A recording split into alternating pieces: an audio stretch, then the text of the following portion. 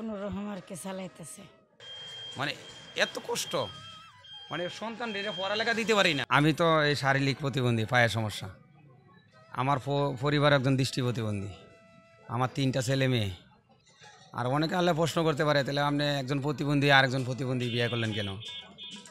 প্রতিবন্ধী আর প্রতিবন্ধী বিয়ে করছে এই জন্য, কারণ আমি প্রতিবন্ধী মানুষ, দেখছি একজন অসহায়। হ্যাঁ, সেই সময় মনে করেন আমি চিন্তা করছি আমি একজন অসহায়, আর একজন অসহায়ের তার একজন একটা মহিলা চলতে পারে না, তো এই হিসাবে আমি তারে বিয়ে করছি। আমার পরিবার যদি প্রতিবন্ধী, মানুষে অনেকে বলে তাহলে তোমার পরিবার তো কিন্তু করতে পারে না, চোখে দেয় না, তোমার পরিবারে এখন রাস্তায় পয়সা রাখো। না, এটা আমি পারবো না, আমি নিজেই ভিক্ষা করতে পারি না, তাহলে আমার পরিবারে আমি ভিক্ষা করে কামাবো? আমার ভিক্ষার টাকা কামো?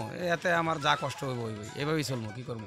খায়া না খায়া, অনেক সময় খাই, অনেক সময় খাইতে পারি না, এভাবেই থাকি সন্তান নিয়ে। মানে আপনারা যেরকমভাবে সুস্থভাবে দেখেন সেরকমভাবে দেন একটা যেন একবারে মন্দ হয় না, যেন আল্লাহ কোনো রমজান তবে নিজেরটা ডোসল ছাড়ে আল্লাহ চালাইতেছে। মাঝে মাঝে গিলাগুলি যে বেছে না, এই যে আপনার ট্যাং টুং, এগুলো মাঝে মাঝে আব্বা একটু গুস্তু, মানে গুস্তু এত দাম কিনবে, কীভাবে কিনবো? এই যে মুরগি গিলাগুলি যে মাঝে মাঝে কারণ বাজারে, যে আমার একজন প্রতিবন্ধী ভাই আছে, এর গাড়িতে যাই ওই জায়গায় তো একটু সস্তা পাই, কিনে নিয়ে আসি। আনলে এডিও আবার আমার বাচ্চা, এই যে ফিট মানে ফিট যেটা আছে কলিজের ভিতরে থাকে, এগুলো আমার বাচ্চা দিতে হয়, মুরগির ঠ্যাং আমার বাচ্চা দিতে হয়, মানে মানে আমারই তার সহযোগিতা করতে হয়। মাছ ঘোরা মাছ আনলে এডিও আমার বাচ্চা বুঝছে দেওয়া, হেল্প করে মানে তারে দিতে হয়। কারণ তার যার চোখ নাই, আমি মনে করি কি সবচেয়ে কষ্টকর যার চোখ নাই।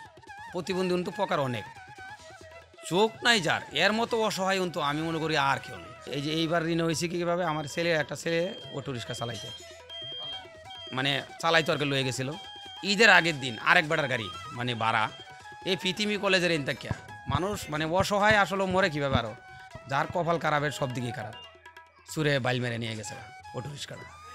এই রিক্সার জরিমানা দিতে গিয়ে আমি বাড়ি থেকে আমার মার কতটুকু জায়গা ছিল, এই জায়গাটা মানে আমার মা বন্ধক দিয়া, এমনি তো আমার টাকা ঋণই 4 লাখ টাকা, কারণ মা কই যাচ্ছে তুই কী করবি, আমরা তো আগেই তোরে বলছিলাম তুই একজন প্রতিবন্ধী আরেকজন প্রতিবন্ধী কেন বিয়ে করলি, আমার মাও বলে। মানে এখন আমি তো মায়া ছাড়াইতে পারি না, আমি ওর মায়া ছাড়াইতে পারি না। এই দুনিয়া সবাই ভালো দেখে তো মন্দ লয়ে খেয়ে চলবে।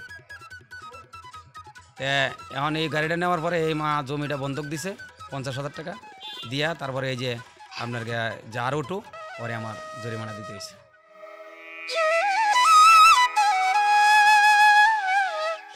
মানে এত কষ্ট, মানে সন্তান রেখে পড়ালেখা দিতে পারি না, আপনি বুঝতে পারেন না।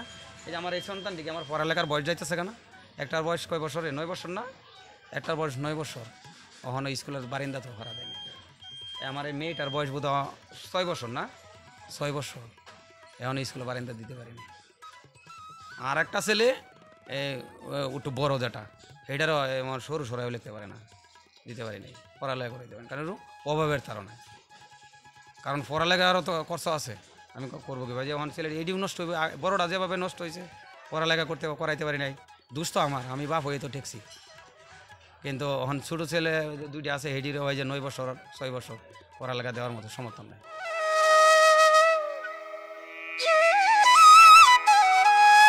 যে আমার এই ভিডিওগুলো দেখতেছেন, আপনার সকল তথ্য প্রমাণ নিয়ে আমার কষ্টগুলো স্বয়ংসম্পূর্ণ সামনে দেখিয়া যদি কেউ পারেন আমার সাহায্য করতে পারেন,